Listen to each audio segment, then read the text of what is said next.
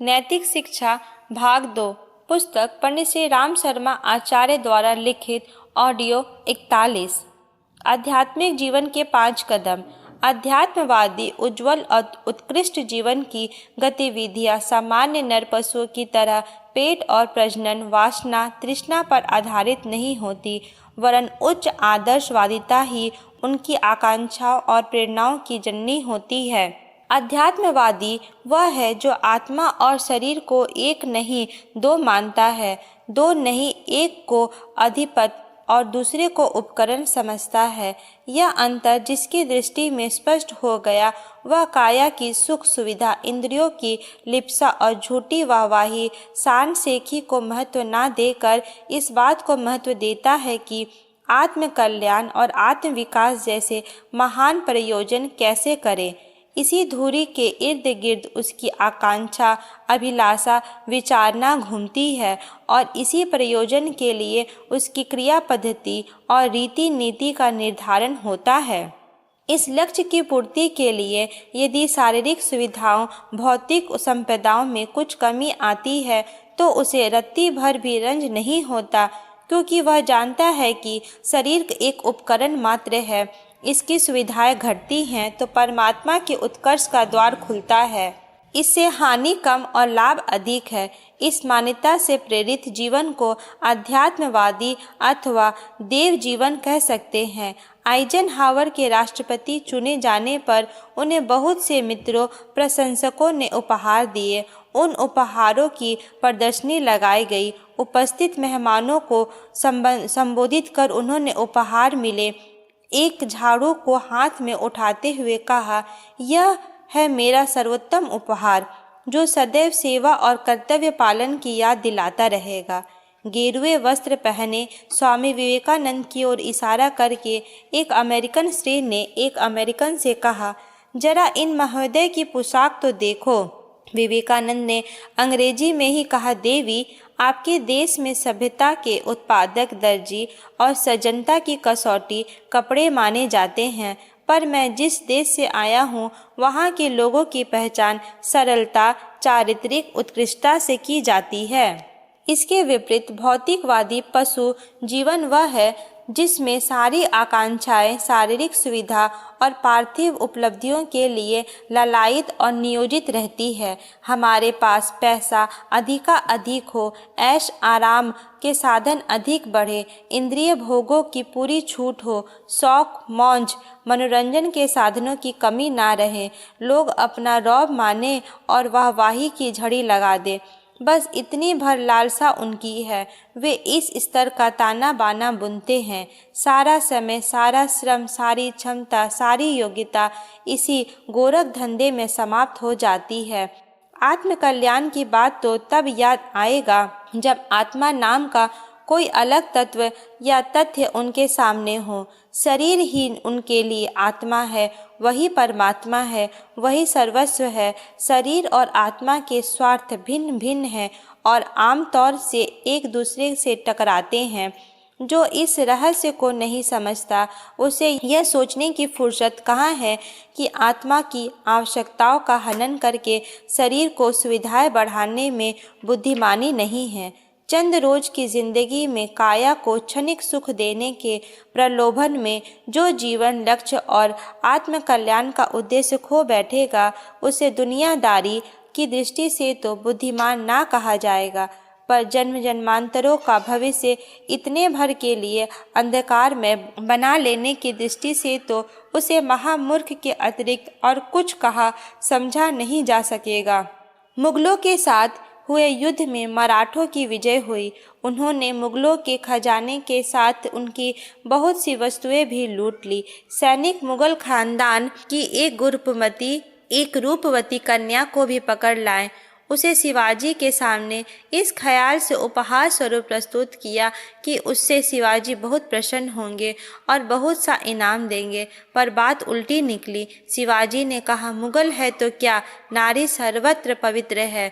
फिर उन्होंने उस युवती को देखकर कहा, तुम्हारी जितनी सुंदर मेरी माता होती तो मैं भी कितना सुंदर होता। यह कहकर उन्होंने युवती को मुगलों के डेरे तक पहुंचा दिया।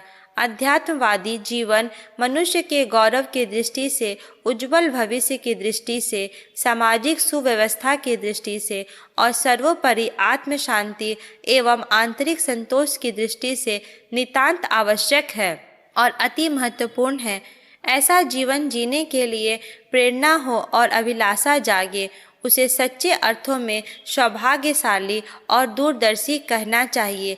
ऐसे दिव्य जीवन जीने के लिए किसी को कपड़े रंगने, घर छोड़कर भीख मांगने या देश बदलने की जरूरत नहीं।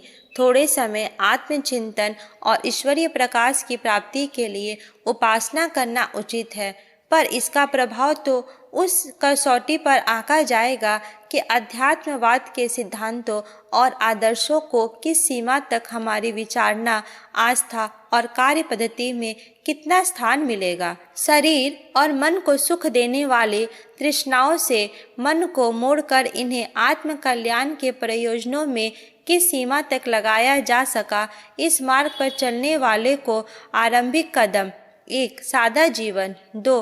उच्च विचार की संगति मिलाते हुए चलना पड़ता है। विलास और आडंबर की पूर्ति के लिए जो ढेरों समय और ढेरों पैसा लगाता रहता है, उसे बचाकर ही आदर्शवादी प्रयोजनों के लिए अपनी क्षमता का एक अंश लगाया जा सकना संभव हो सकता है।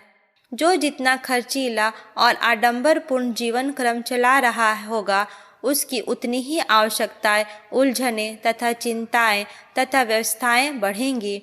इसलिए दिव्यत्व का आरंभ मितव्ययता से किया जाता है। उच्च विचारों का सीधा संबंध सदाचार, नम्रता, सादगी और साधना से है। औरों से अधिक अपना प्रदर्शन करने की या सुख भोगने की लिप्सा को जो जितना घटाता चलेगा, उसे अपना तथा अपने परिवार के निरर्थक खर्च और आडंबर अनावश्यक लगेंगे और आत्म कल्याण के लिए, लोक कल्याण के लिए अधिक समय, मन और शक्ति लगाना सकना संभव हो जाता है। यह परिवर्तन जहाँ भी दिखाई दे, वहाँ आध्यात्मिकता की प्रकाश की किरण अवतरित होनी आरंभ हो गई। यह माना जा सकता है बाजीराव पेशवा और नवाब हैदराबाद के बीच युद्ध छिड़ गया। नवाबी सेना हार गई और बचाव कर किले के अंदर चली गई। मराठों ने उस पर घेराबंदी डाल दी। नवाब की सेनाएं भूख से मरने लगी। मंत्रियों ने यह खबर बाजीराव पेशवा को दी और कहा, यह उपयुक्त समय है, हमें उन पर आक्रमण कर देना चाहिए। तो पेशवा ने उत्तर दिया, भूखों पर आक्रमण करना वीरता नहीं, कायरता है। अभी तो उन्हें अन्न की जरूरत है। यह कहकर उन्होंने अपने भंडार से बहुत सी रसद नवाब के किले में भिजवा दी। नवाब की इस आत्मीयता से इतना प्रभावित हुआ कि उसने युद्ध का इरादा छोड़कर पेशवा से संधि कर ली। इधर परीक्षाएं चल रही थी, उधर विद्यार्थी का पड़ोसियों की चिट्ठी पत्री लिखने का काम जारी था। एक दिन उसकी माताजी ने कहा, पढ़ाई का भी कुछ ध्यान है या यूं ही बेकार के समय बर्बाद करते रहोगे। बच्चे ने विनम्र उत्तर दिया, माँ, यदि पढ़ाई से दूसरों का कुछ हित ना हुआ तो ऐसी पढ़ाई लिखाई से क्या लाभ। यह उत्तर देने वाला छात्र ही चलकर महात्मा हंसराज के नाम से प्रख्यात हुआ। उपयुक्त 2 चरणों के अतिरिक्त आध्यात्मिक जीवन के अगले 3 चरण हैं, जो मातृत्व, परदारेषु, परद्वेषु, लोष्टवत्, 5 आत्मत्व, सर्वभूतेषु के रूप में उठते हैं। यदि साहसपूर्वक इन्हें अपना लिया जाए तो इस यात्रा का आगामी क्रम आसानी से चल पड़ेगा। जितनी कठिनाई है वह उपरोक्त आरंभिक 5 चरणों में ही है। स्त्रियों के प्रति पवित्रता की उच्च भावनाएं रखना अध्यात्मवादी के लिए आवश्यक और स्वाभाविक है। नर और नारी में तत्वतः कोई अंतर नहीं। दोनों की शारीरिक मानसिक बनावट में यत्किंचित ही अंतर है। प्रजनन की आवश्यकता पड़ने पर कम काम क्रीड़ा की उपयोगिता हो सकती है, पर सामान्य समय में जिस प्रकार पुरुष पुरुषों के प्रति, नारी नारियों के प्रति काम विचार मन में नहीं लाते, उसी प्रकार नर और नारी में भी परस्पर स्वाभाविक साधना बनी रह सकती है। कामुक दृष्टि विशुद्ध रूप से एक मनोविकार है जो संभव असंभव है का विचार छोड़कर उच्च श्रृंखलता मृग तृष्णा के अकारण मन को भटकाता और सारे चिंतन तंत्र को अस्त व्यस्त एवं दूषित कर रख देता है। नर नारी की ओर, नारी नर की शारीरिक मानसिक आत्मिक सुंदरता एवं महानता को देखे समझे और प्रसन्नता व्यक्त करे, इसमें हर्ज नहीं। पर यदि कामुकता, उपभोग, जुगस्पा जैसी शोषक और पतनोन्मुख दृष्टि से एक दूसरे को देखे तो वह दृष्टि दोष असंख्य मानसिक एवं सामाजिक उलझन विकृत उत्पन्न करेगी। नारी को आयु की दृष्टि से माता, बहन और पुत्री की दृष्टि से देखना चाहिए। अपनी पत्नी को सखा, सहचर, मित्र और भाई जैसे समता वर्ग में रखा जा सकता है।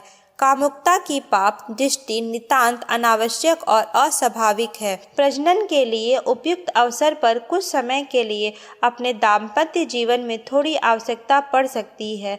उसके अतिरिक्त शेष सारा समय और मन भिन्न लिंग वाले व्यक्ति के प्रति स्वाभाविकता और पवित्रता से ही ओतप्रोत रहना चाहिए। यह दृष्टि शोधन ही सच्चे अर्थों में ब्रह्मचर्य है।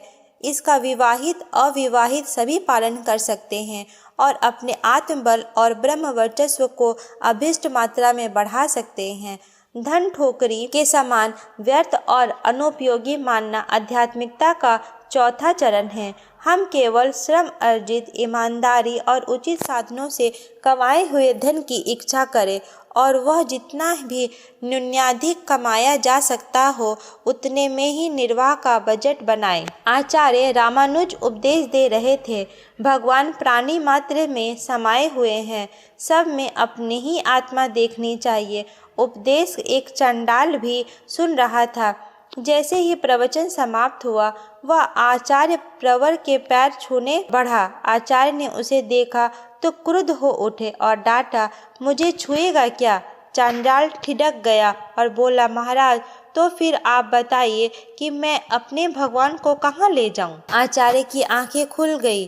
चंडाल को अंक में भरते हुए उन्होंने कहा, तात क्षमा करो, आज तुमने मेरी आंखें खोल दी। एक व्यक्ति तीर्थ यात्रा पर जा रहा था। सुरक्षा की दृष्टि से उसने अपने 5,000 के सिक्के संत रैदास को सौंप दिए।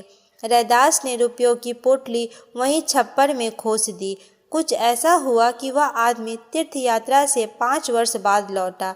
उसने जाकर रैदास से कहा, मेरे रुपए कहाँ हैं? रैदास ने छप्पर की ओर इशारा करते हुए कहा, जहाँ तुमने रखे थे वहीं से उठा लो। पराये धन को मिट्टी की तरह देखने वाले संत की इस सच्चाई को देखकर वह व्यक्ति दंग रह गया। आध्यात्मिकता का 5वां चरण यह है कि हम अपने समान सबके दुख सुख को समझें, दूसरों के सुख में अपने सुख की और दूसरे के दुख में दुख की अनुभूति जोड़े। अपना सुख बांटने और दूसरों का दुख बांटने लेने की आकांक्षा हमें वसुदैव कुटुंबकम के उच्च आत्म स्तर तक पहुंचा देती है। पीड़ित मानवता की सेवा करने की स्थिति में उत्कट अभिलाषा जागती है और अपने चारों ओर बिखरे पड़े पिछड़ेपन, अज्ञान, अनाचार, पाप और पतन को हटाकर उसके स्थान पर मानवीय देव आदर्शों की प्रतिष्ठा करने का उल्लास उमड़ता है। आत्मत्व सर्वभूतेषु की भावना से ओतप्रोत मनुष्य जिस तरह अपने व्यक्तिगत कष्टों को, अभावों को दूर करने के लिए प्रयत्नशील रहता है, उसी तरह व्यापक क्षेत्र में मानवता पर लगे कलंक को धो डालने और धरती पर स्वर्ग अवतरण जैसी परिस्थितियां उत्पन्न करने के लिए व्याकुल रहता है और क्षुद्र स्वार्थों की कीचड़ में से निकलकर लोकमत के लिए अपने आप को समर्पित कर देता है। आत्मिक जीवन जीने वाले को उपयुक्त 5 कदम उठाने का जैसे ही साहस हुआ कि उसकी अगली मंजिल सहज ही पूरी होने लगती है और आत्मा को परमात्मा के रूप में परिणत करने का प्रत्यक्ष आनंद इसी जीवन में मिलने लगता है। प्रश्न 1, अध्यात्मवादी की आकांक्षाओं एवं प्रेरणाओं का मूल स्रोत क्या होता है? 2. अध्यात्मवादी या देव जीवन किसे कहते हैं? 3. भौतिकवादी जीवन क्यों महत्वपूर्ण है? 4. जीवन में सदाचार, नम्रता, सादगी एवं साधना की क्यों आवश्यकता है? 5. आध्यात्मिक जीवन के 5 प्रमुख तत्वों पर प्रकाश डालिए। 6. दृष्टि दोष दूर करने के लिए क्या करना चाहिए? 7. दृष्टि शोधन से क्या समझते हो? 8. मितव्ययिता एवं ईमानदारी क्यों आवश्यक है? 9. आत्मा को परमात्मा के रूप में परिणत करने का प्रत्यक्ष आनंद कब व कैसे मिलता है?